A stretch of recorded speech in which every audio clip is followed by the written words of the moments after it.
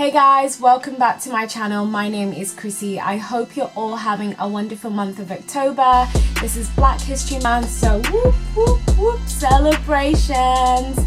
I love this month. I think it's a really exciting month. Incidentally, this is actually a month that got me into reading African literature, and so yeah, I think it's very fitting that actually my first book review is in October. So I hope you enjoy this video. It's a book review by an author called Noviolet Bulawayo. She's Zimbabwean, and I'm doing this first simply because it's one of my favorite African literature books so far.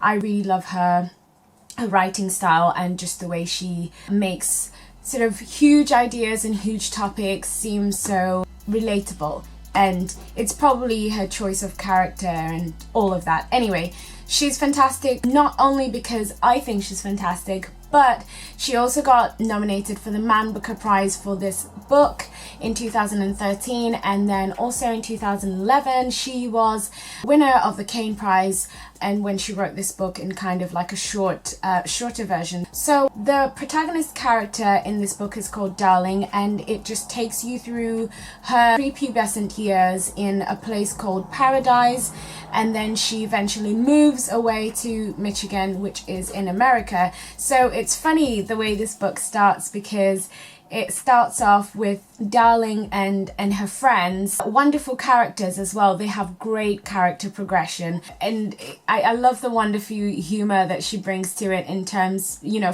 right from the beginning, starting from our character names, which is something that does actually happen. A lot of African parents from certain parts of the world will name their children just bizarre names in a different language just because it sounds good and nothing to do with the meaning. So you have names like God Knows and Bastard, which are hilarious.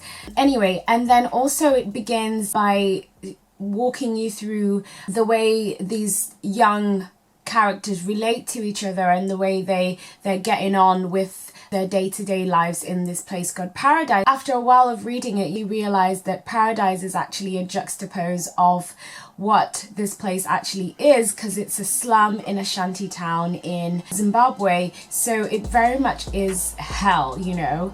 And what I mean by hell, this is a place where children are born into a society whereby they have to struggle for the rest of their lives basically for basic needs. You know, if you guys did psychology at any point, basically this story highlights to you what it's like to be at the basic level of needs, which is where you're struggling on a daily basis to get food, to get water, for self-respect, and just dealing with a lot of unfortunate circumstances. So for instance, Darling herself is living with a single mom because her father went away somewhere and she's never met him before, although she's heard rumors that he passed away of HIV/AIDS. And then you also have Chippo, who is one of Darling's friends. At the age of 10, unfortunately gets raped by her grandfather and is pregnant, and then it goes through this sort of like dark place where they're trying to abort the child, and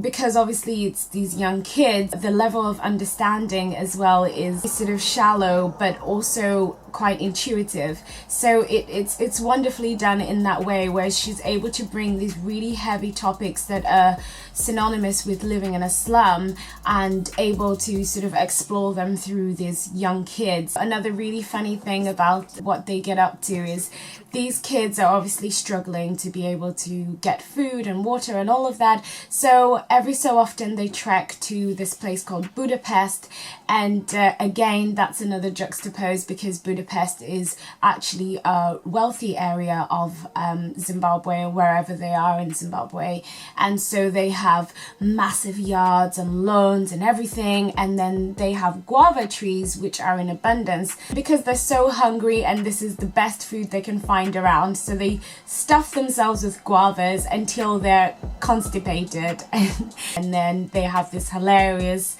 sort of scenes where they're trying to treat their constipation. Basically it's very, very funny. You will never see guavas in the same way ever again after reading this book. It was just too weird. Anyway, so The overarching idea, or I guess theme of this book, is the growth of Darling from a young girl to a teenager, and her thoughts and ideas and how she feels an escape from this environment would be. And luckily for our protagonist, she gets the chance to escape this life and go and live with her aunt Fosterlina in Michigan, America. And then that also, you know, brings up its own other themes because it deals with immigration and all of that, but then also how she tries to fit into this new society, being from one that is completely different to where she is. And then she's also having to deal with her expectations of what she thought life would be like and what the reality of it is. She's also dealing with very new problems. I mean, there it was mainly poverty, AIDS and all of that, but then she gets to America and her aunt suffers from bulimia. She also has an uncle who is basically non-existent for the family, and so it just carries on that theme of men not really being around there, basically. In fact, I noticed in this book as well that every single male character is either useless or absent or dodgy. Like, she has a pastor, I can't remember his name for the life of me. He is a very suspicious guy, to say the least. Obviously her father, as I mentioned earlier, died of AIDS. He was very absent, so there isn't really a male presence in this book. It's more sort of female dominated. Yeah, let me know what you guys think about that. So I've mentioned a little bit about her writing style, but I just want to talk a little bit more about that. I love the way Noviolet Bulawayo explores her stylistic way of writing. So instead of using parentheses in the same way that you would expect her to use them, prose and dialogue are sort of meshed in together, and you get this sort of wonderful explosion in a way, because it's like, what is going on? You're constantly trying to figure out how the conversation started and ended and how we got back into her stream of consciousness. Similar in a way to Chinua Achebe's books as well, but I love how the author doesn't hold your hand through it, and she just lets you go through, you know, the stream of consciousness and the dialogues and everything, and then in a way it just works out. It's very interesting. It's very, very cleverly done. And the last thing I want to add actually about the author not holding your hand is she does use a lot of colloquial language in there as well, and throws it in. It's Bantu language, and if you're not very familiar with that, it's the sort of thing that you would have to go on the internet and research. But I think that's what makes it more authentic and more interesting as well, the fact that you've got all these different elements which add to the story but are not done in a sort of look at this language use or whatever. It's not, she's not pointing you to anything, she's just using it in a way that flows, and it also just seems so effortlessly done, you know, just really, really effortless. I really love that about it, but definitely well worth it. I enjoyed this book so much, like I couldn't rave about it more. So yeah, I've just talked about the general themes of the books, what I love about it, and why I think you should read it. So I hope you guys found this helpful or interesting, and if you did, then definitely give me a thumbs up. And if you have any recommendations for any books that you think are amazing, you'd like me to do a review on them, definitely let me know down below. Like, subscribe and do all that fun stuff, and I hope you're all having a wonderful October. Bye guys.